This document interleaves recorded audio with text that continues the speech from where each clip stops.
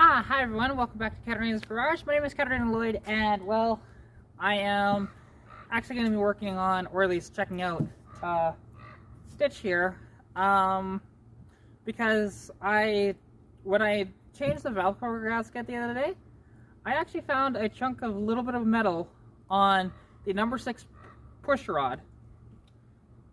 So I'm a little worried about that, but, well, now I have a tool actually that'll help me diagnose this properly, which is sitting right in this case.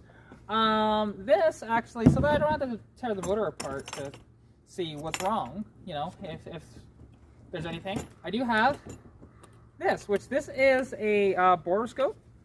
Honestly, these are really cool. I've always wanted one, and this is a really nice one. So yeah, but I'm going to actually show you guys.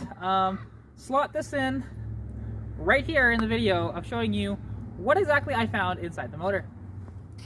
Alright, so taking a look in the engine, for the most part it's relatively clean.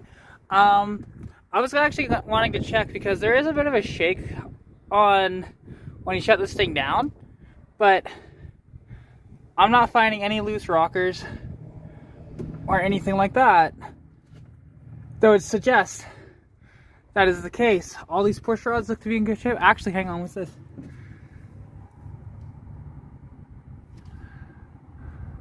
That is a little piece of metal. So, what I'm going to be doing here is, I've got my spark plug wrench, and we're going to take out the number 6 spark plug and see what exactly do we find in there. Hopefully it's nothing. I might need to turn the motor over a little bit, which is kind of a pain because the fan is still in and whatever else, but I might just be able to bump it just a little bit to see, you know, if we can see anything with the boroscope. So first off, let's get this spark plug out very quickly here.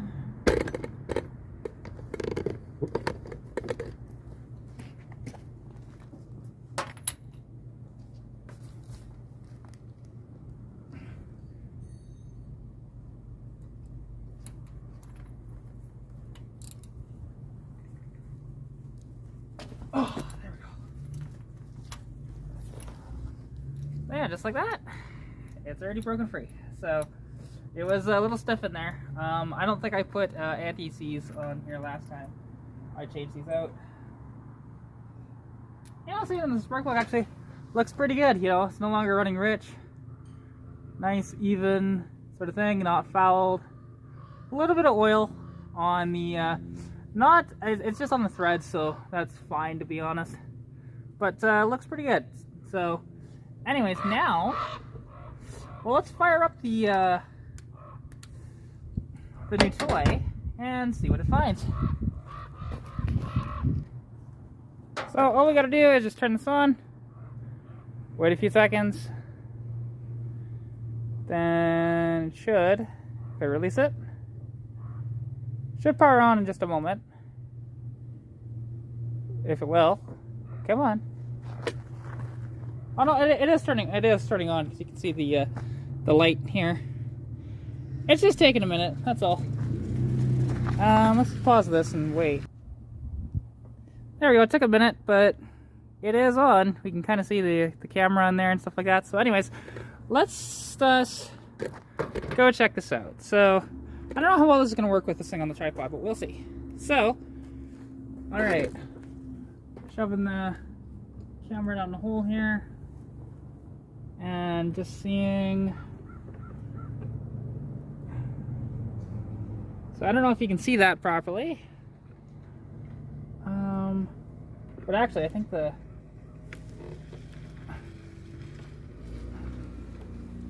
yeah, I might need to bump this motor over, because that cylinder, I believe, is at top dead center. So, but I'm not. Yeah, so you can see the piston there. I don't know how well that's showing up here on the camera. Let me see if I can. There you go, as bright as this can go. Yeah, you can't really see that all that well. I'll have to figure this out, but I mean, I'm looking and I don't see. Okay, that's where the spark plug goes in. Let's see if I can, hang on a second. There we go, you can see that a little better now. So let's do this again.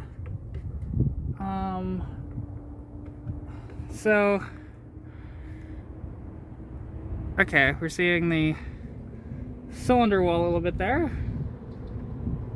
And we can see the piston. It's hard to move this thing around. Apologies for that.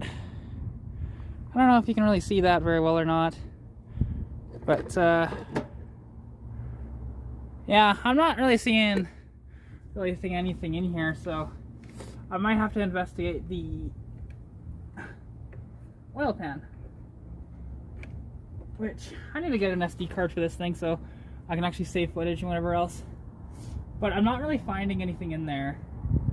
Let's just see, actually, after this thing was run, let's pull off the oil cap and let's take a look under there. So it's been run for a bit, so do that. Well, actually, I can't really look in there too much. How it's baffled on the back of the valve cover there. So it's just the design of it. However, what I will do here, I'll just bump the motor and see if I can get the piston on the downstroke, because I think it's on its upstroke right now. All right, now let's see if that made a difference. So we got our little borescope here. I'm going to take a look because I just bumped the motor over. So hopefully this is on the downstroke again. It seems like it. Okay. So having a look here. Sorry, I need to zoom in on that. Yeah, I need to pick up an SD card for this. This is not really working out. But from what I can see on here, I'm not really finding anything too obvious. Honestly, cylinder walls look great.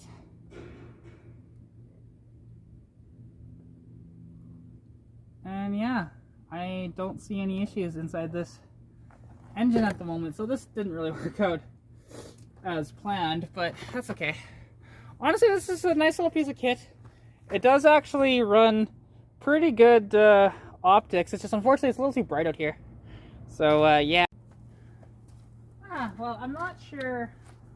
Honestly, I can't really see anything wrong from the boroscope end, so we'd have to go underneath the car and pull the oil pan off and see if there's any metal shavings within the bottom of the pan. If so, this motor will have to be rebuilt, which sucks because, I mean, it honestly, it runs great. Like, I have no gripes with this thing. The only thing that it does, which apparently might be a common issue with these, at least that's what I've been hearing, is when I shut it down, like after, you know, it's run and turn it off, it has this shake, and it shakes the entire vehicle, and it does not sound great, but however, when you're running and driving, it's totally fine. So it might just be one of the things with the internally balanced inline sixes like this, but I'm not sure, to be honest. Like, and to be honest, Roy Marco spotted it as well when we were up there, because we thought that it was the timing chain. So I have sought the timing chain. I mean, it was a good thing that we swapped it anyways. Plus, this timing chain will be really nice for when we do the cam in the future, because we can actually degree the cam and adjust valve timing up to about 4 degrees. So yeah, that should be pretty cool, actually, being able to do that with the double roller timing chain that I have in this thing. But yeah, I'm not really I'm not sure if there's anything wrong with this engine or not, because it's so weird, because it runs perfectly well. But see, that little metal chunk in the on the push rod was not very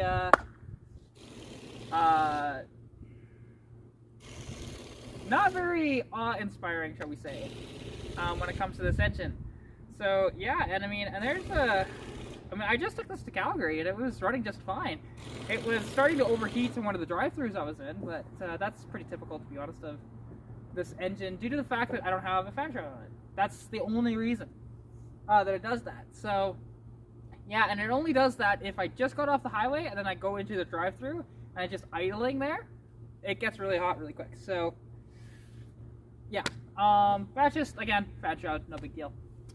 This doesn't have one because from the factory it didn't come with one. It came with a little thing. I still have it.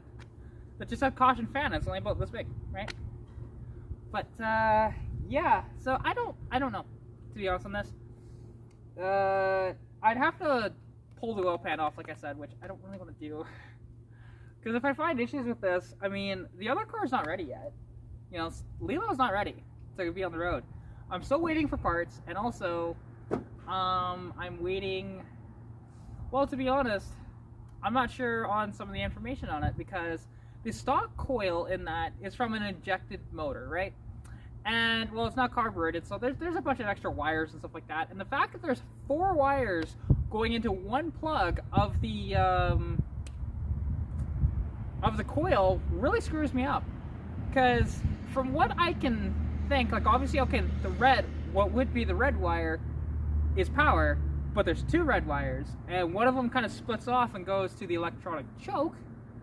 So there's that, and then the green one, I'd assume, is the tack. But then there's 2 other wires there. Like I said, there's 2 red, and then there's 1 black there. So I don't know. Really don't know. So yeah, to get the HEI in, I'll have to figure that out. But I do have an air filter coming. Should be here, I don't know, next couple of days. I do have breathers coming for that as well, for the valve covers, so that should be good. And like I said, I do have the air filter coming in too, so I had to order in a 10-inch. I really wanted bigger than that. I wanted to find a 12, but they're really hard to come by. And then the 11 inches, they were just too expensive. So, like, the cheapest one I found was like $180, and I said no to that. I did not feel like paying that, so yeah. But anyways, that's where I'm at. So I hope you guys enjoy this little video. I hope that showed up well. I'll have to review this footage and see if any of it is salvageable or not, because I really don't know. But anyways, I hope you guys did enjoy. If you did, please like the video, comment anything you want to see down below, subscribe to the channel if you haven't already, and as well, if you want to contact me, you can at Katarina.garage on Instagram or Katarina's Garage on Facebook. As well, follow me on TikTok at Katarina.garage as well. But something I do want to say about TikTok, I'm not sure if I'm going to be posting too much more on there, because it's starting to get really toxic, to be honest. I don't want to do that, and TikTok doesn't get me anything in the end. Like, I could post videos on there and they explode, because I've had a few of them do that, but the toxicity is just ridiculous on TikTok, to be honest. And I didn't notice it until actually this last video, to be honest, of, you know, people saying that just a bunch of stuff, you know, like derogatory stuff as well, and especially when it came to my short little video that I put up, because I posted it here on YouTube as well. And that was, you know, just checking the rockers really quick. Yes, the motor was not a top dead center for any of those tests, but the one thing is, because I've noticed a bit of a clack from this motor as well at times. So I was curious if it was a loose rocker that, you know, that was obviously loose. Because, you know what, if you find a loose rocker when it's not at top dead center, you have a much bigger issue, right? So that's what I was looking for worst case scenario stuff that way. So yeah, but you know, it's one of these deals, and I'll figure this out. Anyways, I love you all. Thank you all so much for watching, and I'll catch you later. Pikachu!